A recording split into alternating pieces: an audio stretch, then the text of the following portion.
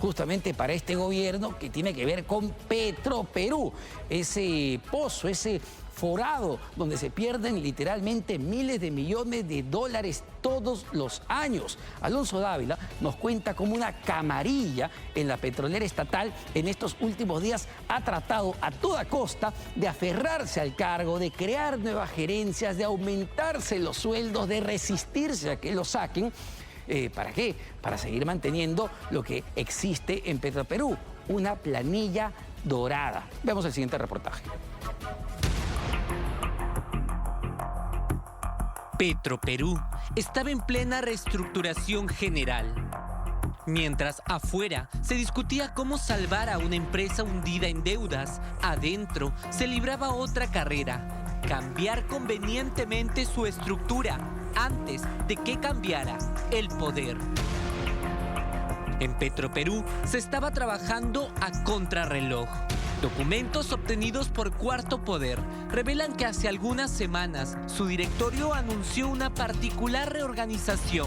Pretendía modificar la estructura, crear nuevas posiciones, abriendo la puerta a cambios de niveles y remuneraciones, a espaldas del Ejecutivo, a espaldas de Proinversión.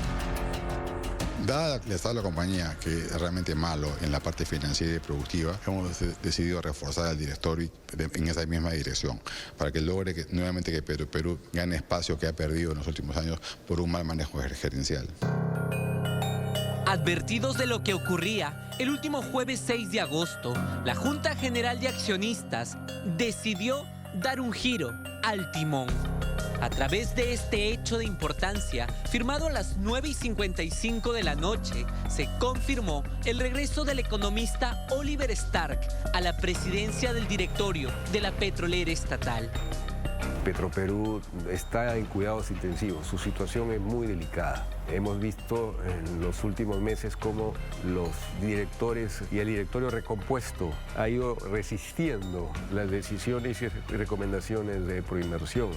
Ha habido cambios radicales de la organización, sin pasar por el necesario consentimiento. Cuarto Poder accedió en exclusiva a una serie de documentos que revelan cómo desde el directorio saliente de Petroperú se promovió, dirigió y aprobó una nueva estructura organizacional, una estructura que habría contemplado cambios salariales y bonificaciones de por medio. El primer movimiento ocurrió el 8 de julio. Un memorándum confidencial solicitó evaluar el impacto presupuestal de modificar la estructura orgánica de Petroperú. 24 horas después llegó una advertencia desde afuera. El equipo de transferencia del nuevo gobierno solicitó expresamente prudencia administrativa. El proceso en Petroperú, sin embargo, no se detuvo. La modificación de la estructura organizacional siguió su rumbo. Alguien con poco criterio consideró que era bueno reestructurar la organización en el medio de una reestructuración de la empresa que la vas a separar en bloques patrimoniales. ¿Cómo una nueva organización y a espaldas del líder de la reestructuración, que es Proinversión, según la ley? La estructura no se limitaba a mover casilleros en el organigrama. La propuesta redibujaba la línea de mando de Petroperú. En febrero de este año, debajo del directorio figuraban, además de la gerencia general, 6 gerencias y jefaturas básicas. Un organigrama que para los miembros del directorio no habría sido suficiente. Querían más oficinas dependiendo directamente de ellos. Con la nueva propuesta organizacional, ya no serían 6 gerencias, sino 8 las que trabajarían de la mano con el directorio. Entre los nuevos espacios resaltaban la gerencia de auditoría interna, la jefatura de prevención de lavado de activos y financiamiento del terrorismo y la gerencia de riesgo. Ha habido muchísimos cambios en las últimas semanas y meses que no respondían a una predictibilidad. Son cambios para darle un carácter casi ejecutivo al directorio. Pero en realidad la pregunta es, ¿esto se ha hecho en coordinación con Proinversión o han sido decisiones unilaterales? La velocidad con la que se movían los documentos fue express.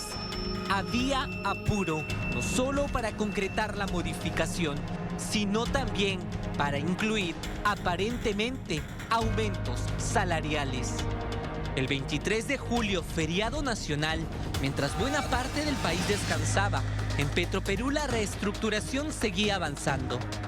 Agradeceré evaluar la viabilidad legal de la propuesta, identificar los riesgos legales o contingencias que pudieran derivarse de su implementación y formular, de ser el caso, las recomendaciones que resulten pertinentes. La firma del documento se dio a las 10:51 de la noche. Apenas un minuto después, este otro documento fue aprobado.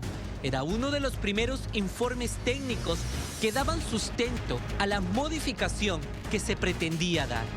Informe Gerencia Corporativa de Administración 1741-2026, firmado el mismo día feriado, 23 de julio, a las 10:52 de la noche.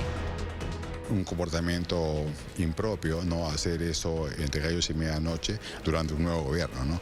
Pero dado que es así, yo dejo al nuevo directorio libre para que tome las mejores decisiones, que seguramente va a ser revertir o dejar sin efecto algunas de las medidas. Pero ¿por qué tanta prisa para reorganizar el organigrama de una empresa que en ese momento ya estaba siendo reorganizada? Desde diciembre, el decreto de urgencia 010-2025 había encargado a Proinversión conducir este proceso y junto a la consultora internacional Deloitte ya se trabajaba en el diseño que debía definir el futuro de Petroperú.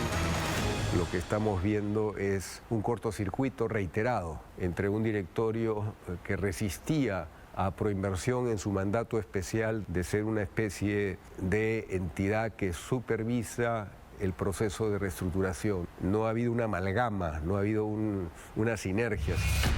Y es que los cambios que querían hacer en Petroperú no eran inocuos para los bolsillos. Mover posiciones dentro de la estructura del organigrama significaba también cambios de nivel, de responsabilidades y de remuneraciones. Yo creo que no estaban buscando una nueva estructura organizacional, estaban buscando ascender a gerentes, a gente muy ligada al poder de la gran cofradía, para gente que yo supongo va a salir de la empresa y de repente le estaban buscando que salgan con indemnizaciones de mayores, que se investiguen todas las cosas que se han hecho en este periodo, ¿no? No solo se contemplaron aumentos de sueldos al cambiar a trabajadores entre el nivel 2 y el nivel 4, sino también bonificaciones temporales por cargos de confianza. Así quedó consignado en este documento del 7 de julio, que tenía como asunto bonificación temporal cargo. Se pedía por excepción lo siguiente: con la finalidad de gestionar, por excepción, la aprobación ante el directorio de la modificación del alcance de la bonificación temporal por cargo ejecutivo para aquellas encargaturas o interinatos que superen los 30 días de permanencia en el puesto, es necesario establecer el tipo de necesidad. En medio de estos movimientos, se habría sacado de la empresa a aquellos directivos que sí respaldaban una política de contención del gasto y promovían una reorganización integral de Petroperú. En los últimos meses, cuando la gran cofradía regresó con fuerza, sacaron a diversos gerentes. Empezaron con la señora Rita López, que era la gerente general. La sacaron por cumplir la ley, por apoyar la reestructuración y trabajar de manera coordinada con Proinversión. Sacaron al gerente de finanzas. Lo que ves es una desesperación de gente que no estaba actuando de buena fe. El 5 de agosto, después de semanas de memorandos, informes, trámites en feriados y documentos firmados cerca de la medianoche, la nueva estructura organizacional quedó finalmente aprobada. Al día siguiente, el directorio que impulsó esos cambios dejó de estar al mando de Petroperú. Cerraron la reorganización 24 horas antes de su relevo. Esos cambios constantes de personal, esa inestabilidad y un directorio que no sea completamente sinérgico, eso es lo que se tiene que curar, arreglar. Petroperú debe ser rescatado, pero debe ser rescatado con un sinceramiento de las cosas, pero no volver a más de lo mismo, porque eso es ir contra la libreta de ahorro de todos los peruanos. Oliver Stark y el nuevo directorio reciben ahora un Petroperú con más de 6.000 millones de dólares en deuda. Una reestructuración encargada a Proinversión y una estructura interna modificada prácticamente sobre la hora. El nuevo directorio deberá decidir qué conserva, qué revierte, qué investiga. Seguramente en su momento la nueva administración va a dar una conferencia y va a mostrar los nuevos números que esperamos en los próximos trimestres, ¿no? Tiene el máximo respaldo tanto mío como de la Presidencia de la República, ¿no? Las decisiones y medidas que adopte y concrete la nueva administración de Petroperú deberán estar orientadas a contener las pérdidas, recuperar la rentabilidad y sacar a la petrolera estatal del abismo financiero en el que se encuentra.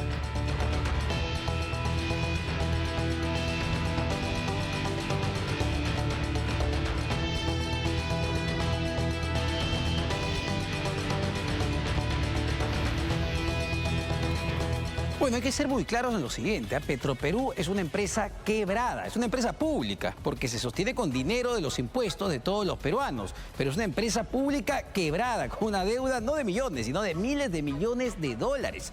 Se ha ya planteado un proceso de reorganización. Hay buena expectativa, evidentemente, con el nuevo directorio que dirige el economista Oliver Stark. El apoyo político va a ser esencial para ese proceso de reorganización. Sin embargo, el tema es este: más allá de cualquier proceso de reorganización, la pregunta es si Petroperú va a poder ser viable financieramente en el corto y mediano plazo sin el apoyo de todos los peruanos, sin el apoyo de los impuestos que le damos a esta petrolera, que solo ha quemado lamentablemente el dinero y mantenido, hay que ser también enfáticos en esto, y mantenido una planilla dorada de funcionarios que se han comportado como jeques árabes. Y la frase no es mía, es del exministro de Economía y Finanzas de su momento.